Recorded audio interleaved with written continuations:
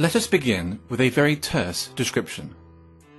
Cultural Marxism is a broad term which refers to the advocacy and application of critical theory, and more generally to the cultural, political, and academic influence of certain elements within the contemporary left.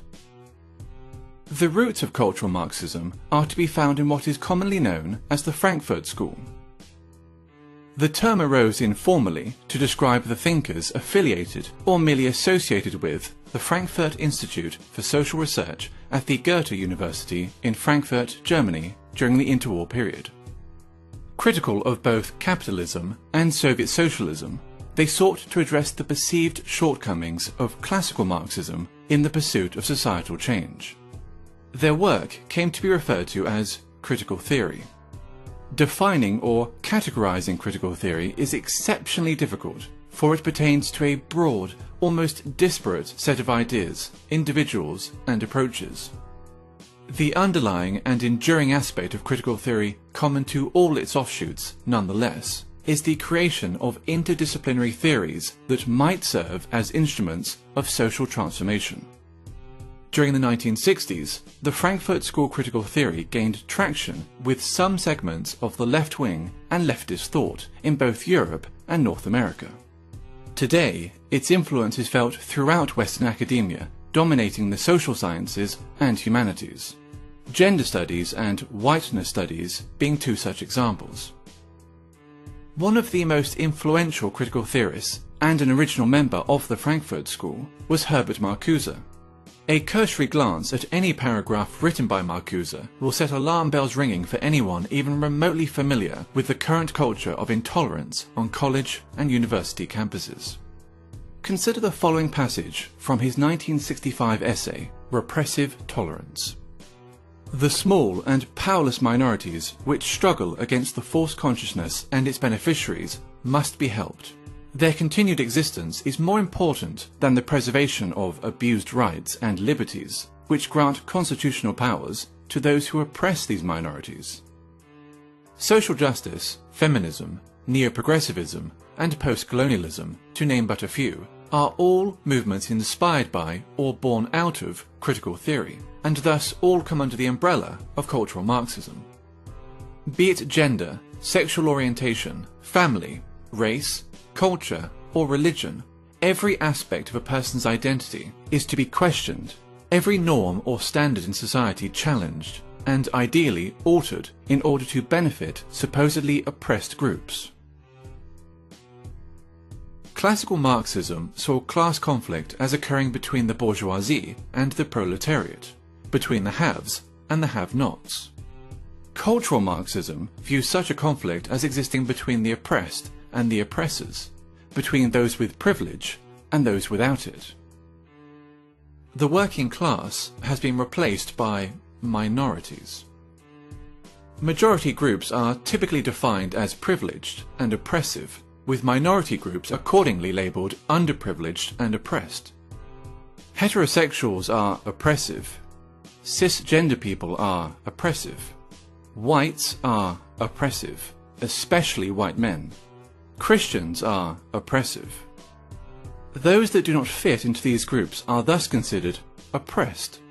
It stands to reason, therefore, that if heterosexuals are oppressors, the solution is to encourage other forms of sexuality. If whites are oppressors, the solution is racial diversity. If cisgender people are oppressors, the solution is to encourage transgenderism. If Christians are oppressors, the solution is to propagate Islam. Theodor Adorno, another original member of the Frankfurt School, wrote a book entitled The Authoritarian Personality, in which he defines parenthood, pride in one's family, Christianity, adherence to traditional gender roles and attitudes towards sex, and the love of one's own country as pathological phenomena. This tendency to pathologize opinions and life patterns, which are not in accordance with its own political ends, is characteristic of cultural Marxism. Differing views are thus described as irrational fears or phobias. For example, a person who feels uncomfortable living as a minority in an area dominated by Muslim migrants may be decried as an Islamophobe, since wishing to live amongst those culturally and ethnically similar to oneself is considered sick and phobic.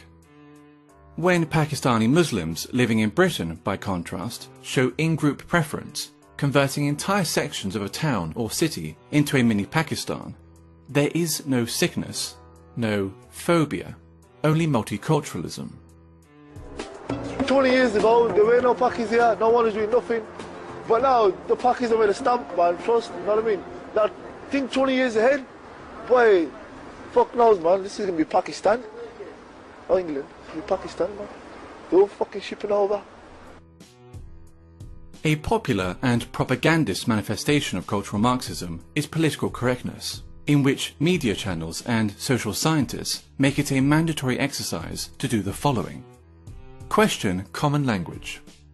Illegal immigrants, for example, are to be referred to as undocumented migrants, while ethnic discrimination is referred to as affirmative action. Their ambition to define and redefine words can be seen as a means of controlling the discourse and altering cultural norms.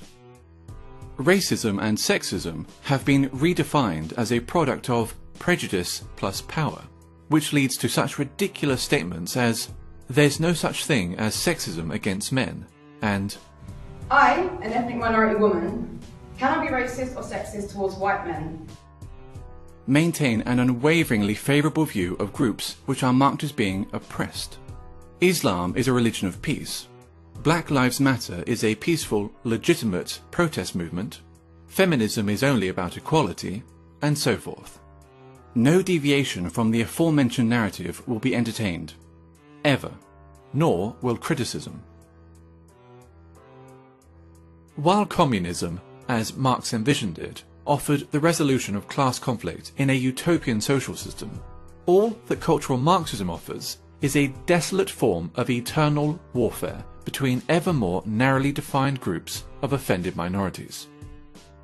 The only meaningful consequence that its wide application could possibly ever have is the marginalization of traditional European culture.